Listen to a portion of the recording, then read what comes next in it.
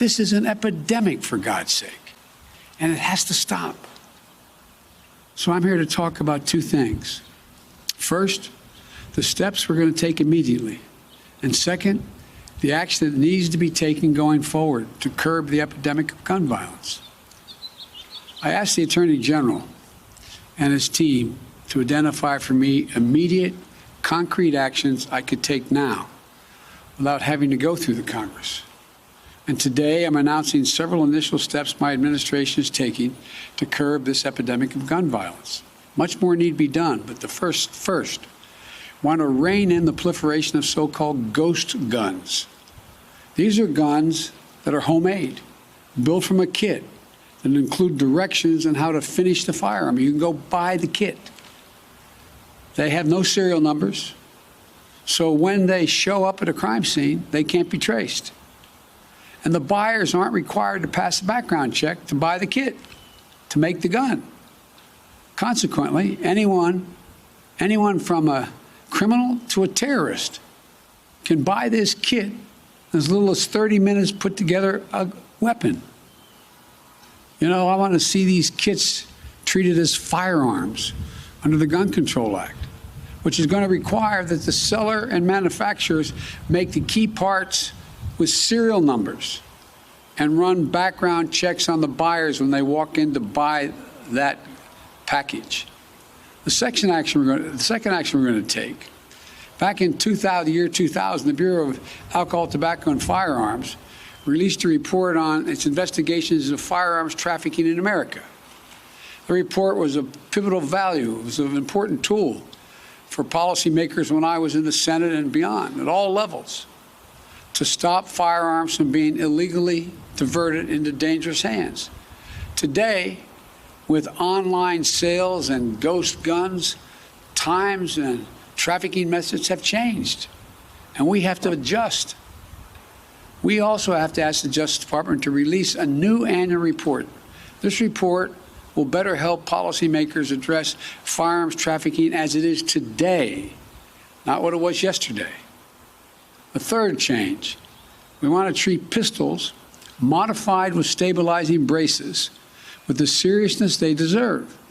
A stabilizing brace hook on a pencil essentially makes that pistol a hell of a lot more accurate than a mini rifle. As a result, it's more lethal, effectively turning it into a short-barreled rifle. That's what the alleged shooter in Boulder appears to have done. I want to be clear that these modifications to firearms that make them more lethal should be subject to the National Firearms Act. The National Firearms Act requires that a potential owner pay a $200 fee and submit their name and other identifying information to the Justice Department, just as they would if they went out and purchased a silencer for a gun. Fourthly, during my campaign for president, I wanted to make it easier for states to adopt extreme risk protection order laws. They're also called red flag laws, which everybody in this lawn knows, but many people listening do not know. These laws allow a police or family member to petition a court in their jurisdiction and say, I want you to temporarily remove from the following people any firearm they may possess because they're a danger and a crisis. They're presenting a danger to themselves and to others. And the court makes a ruling. To put this in perspective, more than half of all suicides, for example, involve the use of a firearm. But when a gun's not available, an attempt at suicide, the death rate drops precipitously. States that have red flag laws have seen the reduction in the number of suicides in their states. Every single month, by the way, an average of 53 women are shot and killed by an intimate partner. I wrote the Violence Against Women Act. It's been a constant struggle to keep it moving.